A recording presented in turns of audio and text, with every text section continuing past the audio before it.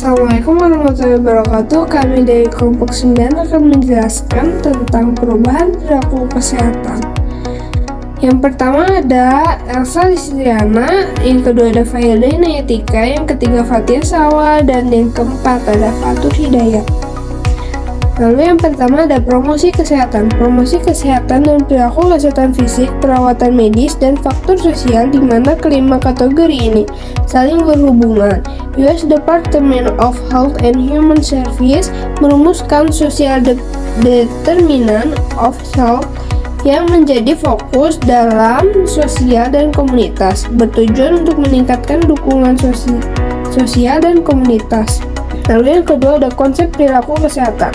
Perilaku merupakan bagian dari aktivitas suatu organisme. Perilaku adalah apa yang dilakukan organisme atau apa yang diamati organisme lain. Perilaku terjadi melalui proses respon. Perilaku organisme adalah segala sesuatu yang dilakukan, termasuk perilaku tertutup dan terbuka, seperti berpikir dan merasakan. Lalu ada perilaku kesehatan. Perilaku kesehatan merupakan tindakan individu, kelompok, dan organisasi, termasuk perubahan sosial, pengembangan dan implementasi kebijakan, dan peningkatan kualitas hidup. Perilaku kesehatan juga didefinisikan sebagai atribut pribadi seperti keyakinan, harapan, motif, nilai, persepsi, dan elemen kognitif lainnya. Karakteristik kepribadian termasuk keadaan sifat efektif dan emosional, pola perilaku, dan tindakan. Perubahan perilaku kesehatan. Bentuk perubahan perilaku kesehatan menurut WHO dikelompokkan menjadi 3. Yang pertama, perubahan alamiah, yang kedua, perubahan terencana, dan ketiga, kesediaan untuk berubah. Faktor-faktor yang memengaruhi perilaku kesehatan menurut teori Lawrence Green ada 3 faktor. Yang pertama, faktor-faktor predisposisi, yakni faktor-faktor yang memudahkan terjadinya perilaku seseorang. Faktor-faktor ini terwujud dalam pengetahuan, sikap, kepercayaan, keyakinan, nilai-nilai, norma sosial, budaya, dan faktor sosiodemografi. Yang kedua, faktor-faktor pendukung, yakni faktor-faktor yang memfasilitasi suatu perilaku. Yang termasuk ke dalam faktor pendukung adalah sarana dan prasarana kesehatan. Yang ketiga, faktor-faktor pendorong, yakni faktor-faktor yang mendorong atau memperkuat terjadinya suatu perilaku. Faktor-faktor ini terwujud dalam sikap dan perilaku petugas kesehatan atau petugas lain yang merupakan kelompok referensi perilaku masyarakat. Strategi perubahan perilaku kesehatan. Strategi perubahan perilaku kesehatan yang dapat digunakan oleh tenaga kesehatan untuk dapat mengubah perilaku kesehatan seseorang, yaitu dengan cara: pertama, meningkatkan kesadaran; kedua, mengevaluasi kembali diri sendiri; ketiga, menetapkan tujuan untuk berubah; keempat, mempromosikan efikasi diri; kelima, meningkatkan manfaat dari adanya perubahan; keenam, menggunakan clue untuk melakukan perubahan; dan ketujuh, mengelola hambatan untuk berubah. Ruang lingkup dan prinsip promosi kesehatan.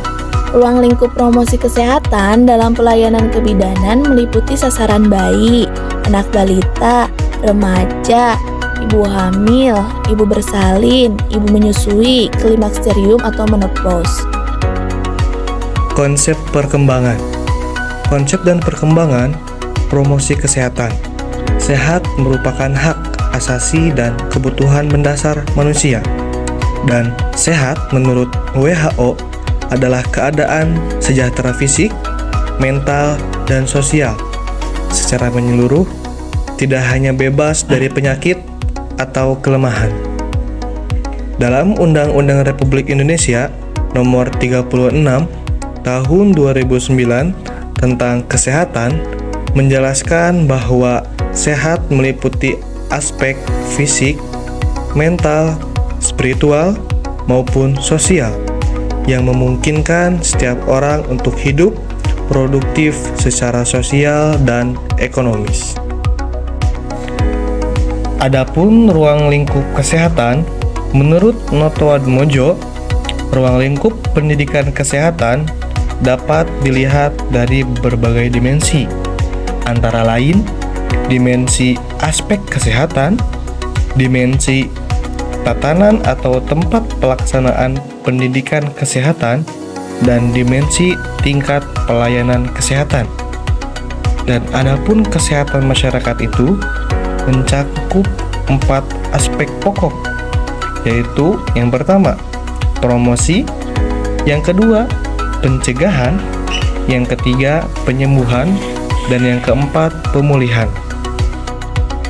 Ada 3 model yang sering dijadikan dasar untuk melakukan promosi kesehatan, antara lain seperti model keyakinan kesehatan atau field belief model, yang kedua theory of decision action, yang ketiga theory of learned behavior. Model-model promosi kesehatan. Seperti kita ketahui bahwa promosi kesehatan adalah proses memampukan masyarakat untuk bisa mengenali masalah kesehatannya sendiri dan juga memahami potensi yang dimiliki. Menurut Edelman dan Kuzma pada tahun 2018, pada akhirnya individu ataupun kelompok masyarakat bisa mengatasi permasalahannya sendiri. Inilah yang disebut dengan memperdayakan masyarakat. Proses memperdayakan ini dapat dikatakan akan mampu menciptakan keberlanjutan dalam mencapai derajat kesehatan masyarakat yang optimal. Dengan kata lain, bahwa promosi kesehatan tidak hanya memberikan pendidikan ataupun penyuluhan kesehatan untuk dapat memandirikan masyarakat, akan tetapi masyarakat menjadi subjek di dalam program kesehatan itu sendiri. Prinsip promosi kesehatan. Prinsip promosi kesehatan berdasarkan Deklarasi Shanghai tentang Agenda Promosi Kesehatan pada tahun 2030 untuk pembangunan berkelanjutan berdasarkan WHO tahun 2017 dijelaskan sebagai berikut. 1. Meningkatkan kesehatan literasi dan mendorong keadilan penting dan investasi dalam. 2. Tata pemerintahan yang baik sangat penting bagi kesehatan. 3. Sehat dalam segala situasi dan tempat. Jenis-jenis metode dalam promosi kesehatan. 1. Metode individu atau perorangan. 2. Metode kelompok. 3. Metode massa. Tujuan promosi kesehatan. Tujuan promosi kesehatan dapat dilihat dari berbagai pandang berikut, yaitu menurut WHO, 1. Tujuan umum, mengubah perilaku individu atau masyarakat di bidang kesehatan. 2. Tujuan khusus, A. Menjadikan kesehatan sebagai sesuatu yang bernilai bagi masyarakat. B. Mendorong individu agar mampu secara mandiri atau berkelompok mengadakan kegiatan untuk mencapai tujuan hidup sehat. C. Mendorong pengembangan dan penggunaan secara tepat sarana pelayanan kesehatan yang ada. Sekian penjelasan dari kelompok 9, semoga bisa bermanfaat bagi kita semua. Assalamualaikum warahmatullahi wabarakatuh.